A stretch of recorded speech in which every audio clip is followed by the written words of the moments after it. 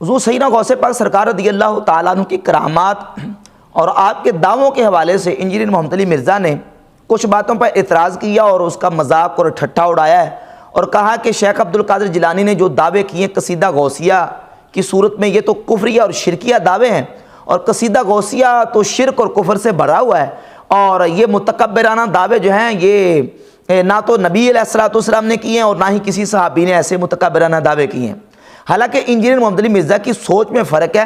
حضور سیدنا غوث پاک سرکار رضی اللہ تعالیٰ عنہ نے جو دعوے کیے ہیں یہ متکبرانہ نعوذ باللہ دعوے نہیں ہیں، بلکہ یہ تحدیث نعمت ہے، اور اللہ نے جو عظمت اور شان ان کو عطا کی اس کا اظہار ہے۔ اگر اس طرح کے دعووں کو تکبر کہا جائے، نعوذ باللہ، اور کبر اور بڑائی اور تکبر کہا جائے، تو پھر انبیاء علیہم الصلوۃ و تسلیمات نے اور نبی پاک صلی اللہ علیہ وسلم نے اور صالحین نے جو دعوے کیے ہیں، کیا ان کو تکبر کہا جائے گا؟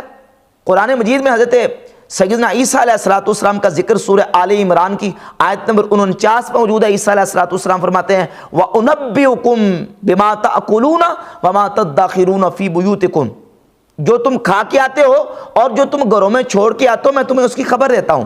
اُنَبِّئُكُم، میں تمہیں خبر دیتا ہوں جو تم کھا کے آتے ہو، جو تم گھروں میں چھوڑ کے آتے ہو۔ تو کیا عیسیٰ علیہ السلام نے یہ تکبر کیا؟ نعوذ باللہ نہیں، تحدیث نعمت ہے، اور اللہ نے جو عظمت و شان دی اس کا اظہار ہے۔ سیدنا حضرت یوسف علیہ نبینا علیہ الصلوۃ والسلام کا ذکر سورہ یوسف میں آیت نمبر 59 ہے۔ حضرت یوسف علیہ الصلوۃ والسلام فرماتے ہیں کہ انا خیر المنزلین انی اوفی الکیل والمیزان وانا خیر المنزلین، میں خیر المنزلین ہوں۔ یہ دعویٰ ہے حضرت سیدنا یوسف علیہ الصلوۃ والسلام کا۔ یہ وہ کلمات ہیں جو حضرت سیدنا نوح علیہ الصلوۃ والسلام نے اللہ رب العزت کے بارے میں کہے ہیں۔ سورہ مومنون کی آیت نمبر 29 ہے۔ حضرت نوح علیہ السلام اللہ رب العزت کی بارگاہ میں عرض کرتے ہیں وَأَنْتَ خَيْرُ الْمُنزِلِينَ، یا اللہ تو خیر المنزلین ہے۔ اور سورہ یوسف میں یوسف علیہ السلام کہتے ہیں انا خیر المنزلین۔ تو اب یہ ان کا دعویٰ کیا تکبر تھا؟ نعوذ باللہ تعالی۔ حضرت سیدنا یوسف علیہ السلام ہی اپنے بھائیوں کو کہتے ہیں اذهبوا بقمیصی ھذا فالقوه علی وجه ابی یأتی بصیرا، میری یہ قمیض لے جاؤ اور اس کو میرے والد حضرت یعقوب علیہ السلام کے چہرے پر ڈالو، اس سے ان کی آنکھوں کی روشنی اور بینائی واپس آ جائے گی۔ کیا تکبر کے طور پر یہ کہا تھا؟ نہیں، اپنی عظمت و شان کے اظہار کے لیے۔ انی حفیظ علیم، فرمایا میں حفیظ و علیم ہوں، یہ یوسف علیہ السلام کا دعویٰ تھا۔ تو کیا نعوذ باللہ یہ دعویٰ تکبر تھا؟ ہرگز نہیں۔ اسی طرح قرآن مجید میں سورۃ النمل کی آیت نمبر 40 میں حضرت آصف بن برخیہ نے جو اظہار کیا حضرت سلیمان علیہ السلام کے سامنے، انا آتیک بہ قبل ان یرتد الیک طرفک، میں آپ کی بارگاہ میں ملکہ بلقیس کا تخت لے کے آؤں گا آپ کی آنکھ جھپکنے سے پہلے۔ یہ دعویٰ تو ہے لیکن تکبر نہیں ہے، بلکہ اپنی عظمت کا اظہار ہے، اپنی شان کا اظہار اور تحدیث نعمت ہے۔ سرکار دو عالم صلی اللہ تعالیٰ علیہ وسلم کے بے شمار دعاوی کتب حدیث میں موجود ہیں۔ نبی پاک صلی اللہ تعالیٰ علیہ وسلم نے کتنے دعوے کیے ہیں؟ صحیح مسلم میں حدیث نمبر 5940 ہے۔ نبی پاک علیہ السلام فرماتے ہیں انا سید ولد آدم یوم القیامہ، قیامت کے دن میں اولاد آدم کا سردار ہوں گا۔ تو اب یہ حضور علیہ السلام کا دعویٰ نعوذ باللہ تکبر ہے، علیہ باللہ۔ یہ حضور علیہ السلام کا یہ دعویٰ تحدیث نعمت اور اظہار عظمت کے لیے ہے۔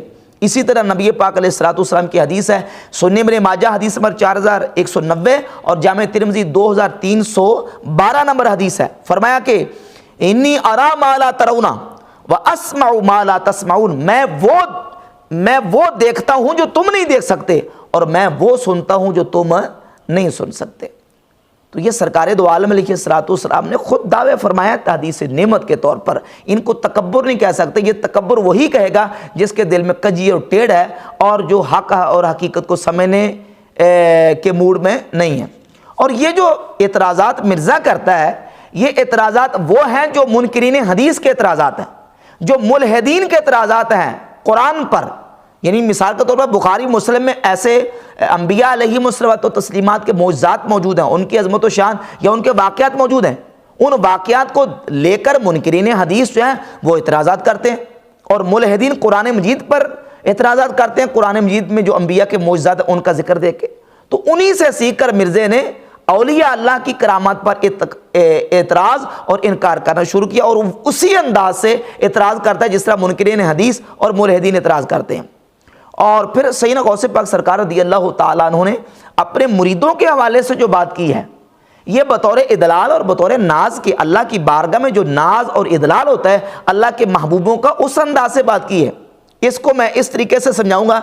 سنن نسائی میں حدیث ہے، 5020 نمبر حدیث ہے، نبی پاک صلی اللہ علیہ وآلہ وسلم نے ارشاد میں قیامت کا دن ہوگا، اہل ایمان مومنین اللہ کی بارگاہ میں جھگڑا کریں گے، مومنین اپنے مسلمان مومن بھائیوں کے لیے جھگڑا کریں گے، تم ایک دوسرے کے ساتھ جو اپنے دنیاوی معاملات میں جھگڑا کرتے ہو اس سے زیادہ وہ رب کی بارگاہ میں جھگڑا کریں گے۔ حدیث کے کلمات ہے، ما مجادلۃ احدکم فی الحق یکون لہ فی الدنیا باشد مجادلۃ من المؤمنین لربہم فی اخوانہم، یعنی مومنین اپنے بھائیوں کے بارے میں جو جھگڑا رب کی بارگاہ میں کریں گے تمہارے اس جھگڑے سے زیادہ اشد ہوگا، زیادہ سخت ہوگا جو تم دنیا میں ایک دوسرے کے ساتھ معاملات میں جھگڑا کرتے ہو، وہ اللہ کی بارگاہ میں جھگڑا کریں گے۔ تو کیا مومنین اللہ کے جھگڑا اللہ پر کوئی پریشر یا دباؤ ڈالتے ہوئے کریں گے؟ نہیں، بلکہ ناز، اللہ کی بارگاہ میں ان کا جو ناز ہوگا اور جو ادلال کے طور پر کریں گے وہ ہوگا، نہ کہ نعوذ باللہ اللہ کے ساتھ کوئی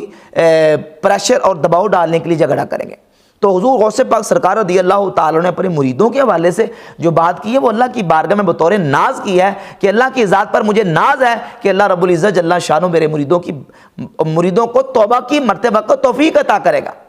اس طرح ایک اور روایت کتب حدیث میں موجود ہے اور متعدد کتابوں میں یہ روایت موجود ہے کہ کچا بچہ، جو بچہ فوت ہو گیا، وہ کچا بچہ وہ اللہ کی بارگاہ میں اپنے والدین کے لیے جھگڑا کرے گا۔ تو کیا وہ بچہ جھگڑا کرے گا اللہ پہ نعوذ باللہ کو دونس اور اللہ پر کوئی دباؤ اور پریشر ڈالنے کے لیے؟ نہیں، نعوذ باللہ، وہ بطور ناز اللہ کی بارگاہ میں جھگڑا کرے گا اپنے والدین کی شفاعت اور بخشش کروانے کے لیے۔ تو اسی طرح غوث پاک سرکار رضی اللہ تعالیٰ عنہ نے اپنے مریدوں کے لیے اور اپنے معتقدین اور اپنے محبین کے لیے یہ بات کی ہے کہ میں اپنے مریدوں کو اللہ کی بارگاہ میں ان کی بخشش کرواؤں گا۔ تو نبی پاک صلی اللہ تعالیٰ علیہ وآلہ وسلم کی ذات گرامی قدر کے اس طرح کے بے شمار احادیث شفاعت آپ دیکھ لیں۔ نبی پاک علیہ الصلوۃ والسلام قیامت کے دن اپنے غلاموں کی، اپنے امتیوں کی اور اپنی امت کے گناہگار لوگوں کی شفاعت رب کی بارگاہ میں کریں گے۔ اور حضور علیہ الصلوۃ والسلام کی احادیث موجود ہے کہ سب سے پہلے جنت کا دروازہ جو ہے وہ کھٹکھٹانے والا میں ہوں گا۔ تو کیا یہ تکبر کے طور پر نہیں، یہ اللہ کی بارگاہ میں جو ان کی شان ہے اس کا اظہار اور اس عظمت کا اظہار ہے۔ اور ایک اور اعتراض مرزا نے حضور سے غوث پاک سرکار رضی اللہ تعالیٰ کے حوالے سے کیا ہے، وہ اعتراض یہ کیا کہ شیخ عبد القادر جیلانی کے بارے میں کہا جاتا ہے کہ شیخ عبد القادر جیلانی نے کہا کہ میرا مرید مشرق میں ہو اور میں مغرب میں ہوں، میرے مرید کا ستر جو ہے نا وہ کھل جائے تو میں اپنے مرید کا ستر چھپانے والا ہوں۔ تو کہتا ہے یہ جو قادری ہیں، جو پکا سچا قادری ہوگا وہ اس کو اگر اتنا کانفیڈنٹ ہے تو وہ یہ کرے گا کہ میڈیا کے کیمرے بلوائے گا اور ان کے سامنے، میڈیا کے کیمروں کے سامنے یا شیخ عبد القادر جیلانی کہہ کے اپنی دھوتی کھول دے گا۔ اس طرح بات کر کے تو مذاق بھی اڑایا اور ٹھٹھا کیا۔ ابھی میں وہ چیزیں پیش نہیں کرتا جو منکرین حدیث پیش کرتے ہیں حدیث کے حوالے سے اور مذاق اور ٹھٹھا کرتے ہیں، میں صرف الزامی طور پر مرزا کو جواب دینا چاہتا ہوں کہ مرزا صاحب یہی بات اگر ملحدین آپ سے کہیں جو خدا کو نہیں مانتے، خدا کے وجود اور ہستی کے منکر ہیں، وہ یہ بات آپ سے کریں کہ آپ قرآن کو مانتے ہیں اور قرآن کے احکامات کو مانتے ہیں اور قرآن میں یہ بات موجود ہے، اللہ فرماتا ہے اجیب دعوت الداع اذا دعان، میں دعا کرنے والے کی دعا کو قبول کرتا ہوں، اذا دعان، جب بھی مجھ سے دعا کرے، جب بھی بندہ دعا کرے گا میں اس کی دعا کو قبول کروں گا، یہ قرآن میں موجود ہے۔ اگر ملحدین یہ بات کریں کہ مرزا صاحب آپ توحید کے زیادہ ٹھیکیدار بنے پھرتے ہیں، ذرا میڈیا کے کیمرے منگوائیں اور میڈیا کے کیمرے منگوا کے یا اللہ مدد کہیں اور دھوتی کھول دیں اور اللہ کی بارگاہ میں دعا کریں، پتہ چلے گا کہ آپ کی دعا کتنی قبول ہوتی ہے۔ تو آپ کیا جواب دیں گے منکرین حدیث کو اور جو ملحدین ان کو کیا جواب دیں گے آپ؟ جو جواب آپ دیں گے وہی جواب ہمارا ہوگا کہ اللہ رب العزت کی آزمائش کرنے کی اللہ نے اجازت نہیں دی۔ اللہ نے کب یہ کہا کہ تم اس طرح کر کے دھوتی کھول کے تو مجھ سے دعا کرو میں تمہاری دعا کو قبول کروں گا؟ اللہ تعالیٰ نے یہ کہیں کہا ہے کہ میری آزمائش کرو؟ تو اللہ تعالیٰ کی آزمائش کرنے کی اجازت نہیں ہے۔ تو غوث پاک سرکار رضی اللہ تعالیٰ نے کہا کہ میری آزمائش کرو؟ جب اللہ کی آزمائش کرنے کی اجازت نہیں تو ولیوں کی آزمائش کرنے کی بھی اجازت نہیں ہے۔ اور پھر بات یہ کہ اگر اس طرح کی چیزوں کو مشاہدات پہ پرکھنا شروع کر دیا جائے تو اسلامی جتنے عقائد ہیں کیا آپ ان کو مشاہدات کی روشنی میں آپ ان کو ثابت کر سکتے ہیں؟ اگر کوئی کافر، کوئی غیر مسلم آپ کو کہے کہ عذاب قبر کا عقیدہ آپ کا موجود ہے اور یقیناً ہمارا عقیدہ احادیث متواترہ سے عذاب قبر کا عقیدہ ثابت ہے۔ تو کوئی کہے کہ جتنے چینلز ہیں ان کے کیمرے منگواؤ اور میڈیا کے کیمرے منگوا کے کسی قبر میں لگا دو اور ہمیں دکھا دو، ہم مان جائیں گے۔ تو کیا آپ عذاب قبر کا سارا معاملہ جو ہے وہ لوگوں کو کیمرے کے آن کیمرہ دکھا سکتے ہیں یا مشاہدہ کروا سکتے ہیں؟ جنات موجود ہیں، فرشتے موجود ہیں، جنات اور فرشتوں کے وجود کا آپ معائنہ اور مشاہدہ کیمرے کے ذریعے کروا سکتے ہیں؟ تو یہ مشاہدے پر بنیاد رکھنے کا عقیدہ یہ اسلامی عقیدہ ہے ہی نہیں ہے، یہ تو یہودیوں کا دعویٰ تھا۔ یہودیوں نے موسیٰ علیہ السلام سے کہا تھا کہ لن نؤمن لک حتی نر اللہ جہرۃ، ہم اس وقت تک آپ پر ایمان نہیں لائیں گے جب تک ہم اللہ کو اپنی آنکھوں سے نہیں دیکھ لیتے۔ تو یہ دیکھنے کا اور کیمرے لگا کے دیکھنے کا، یہ تو مشاہدے پر ایمان اور عقیدے کی بنیاد رکھنا یہ یہودیوں کا طریقہ ہے۔ انہوں نے دعویٰ کیا تھا جو دعوے آپ کر رہے ہیں، جو مطالبے آپ کر رہے ہیں۔ اور باقی رہی بات مشاہدے کی کہ مشاہدہ ہی اگر کروانا ہے تو کتنی احادیث ہیں، آپ ذرا ان کا مشاہدہ کروا کے دکھائیں، ٹھیک ہے نا؟ کیمرے بلوائیں اور کیمرے میڈیا کے بلوا کے آپ ان کا مشاہدہ کروائیں۔ مثال کے طور پہ مسند احمد بن حنبل کی حدیث نمبر 446 ہے اور سنن ابی داؤد میں 5099 نمبر، اور اسی طرح ابن ماجہ میں 3869 نمبر، جامع ترمذی میں 3388 نمبر حدیث ہے۔ سیدنا عثمان رضی اللہ تعالیٰ حدیث کے راوی ہیں کہ جو بندہ یہ دعا پڑھے بسم اللہ الذی لا یضر مع اسمہ شیء فی الارض ولا فی السماء وهو السمیع العلیم، یہ دعا پڑھ کے کوئی چیز کھائے گا، کوئی چیز اسے ضرر نہیں کرے گی۔ تو آپ ذرا زہر کی بوتل پکڑیں اور بوتل پکڑ کے لوگوں کے سامنے میڈیا کے کیمرے بلائیں، حدیث ہے نا، کتب ستہ کی حدیث ہے، اس حدیث کے مطابق ذرا کیمرے پکڑ کے لوگوں کو زہر پی کے دکھائیں اور پتہ چل جائے، ذرا ہمت کر کے دکھائیں۔ تو مشاہدے سے یہ ساری چیزیں دکھانا ضروری نہیں ہے۔ اور یہ بات یاد رکھیں کہ اس طرح کی جو باتیں ہوتی ہیں ان کو مشاہدے سے ثابت نہیں کیا جا سکتا، اور نہ ہی اس پر ہمارا ایمان اور عقیدہ اس طریقے سے ہے۔ اور تیسرا اعتراض مرزا نے جو کیا وہ یہ کہ شیخ عبد القادر جیلانی کو کچھ لوگ ملنے کے لیے آئے، تو جب ان کے پاس پہنچے تو ان کا ایک جو غلام تھا اس نے لوٹا جو رکھا تو لوٹے کی ٹوٹی قبلہ کی طرف نہیں کی۔ یہ بات یاد رکھیں کہ یہ صالحین کا طریقہ ہے، بلکہ صحابہ اکرام رضی اللہ تعالیٰ عنہم سے بھی یہ بات ثابت ہے کہ وہ ہر چیز کا رخ قبلہ کی طرف کر دیتے تھے۔ تو یہ اولیاء اللہ کا طریقہ اور ان کے آداب اور مستحبات میں سے ہے کہ جو بھی چیز ہے اس کا رخ قبلے کی طرف کر دیا جائے۔ اب مرید کی چونکہ تربیت بھی تھی لیکن اس کے باوجود اس نے کوتاہی کی اور لوٹے کی ٹوٹی جو ہے وہ قبلہ کی طرف نہ کی۔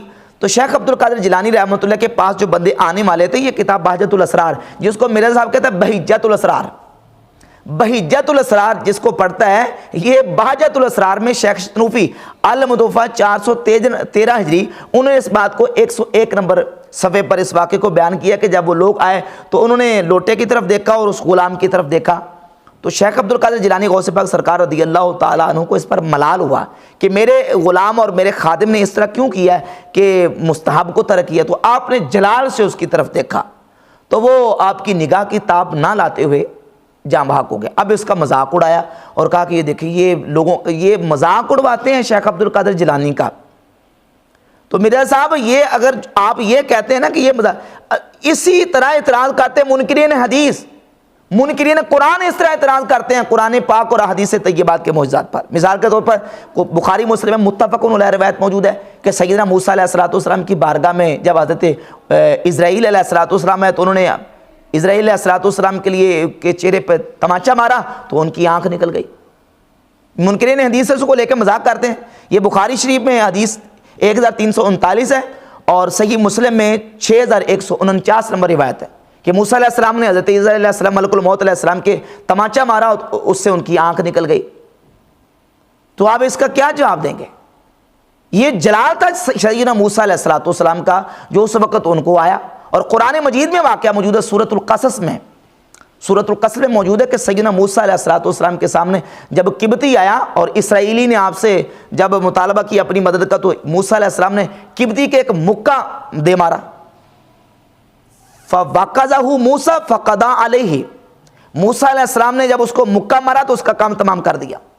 تو حضرت موسیٰ علیہ السلام کے مکے سے جو قبطی مرا ہے تو اس کو آپ کیا کہیں گے؟ اس کا کیا جواب دیں گے؟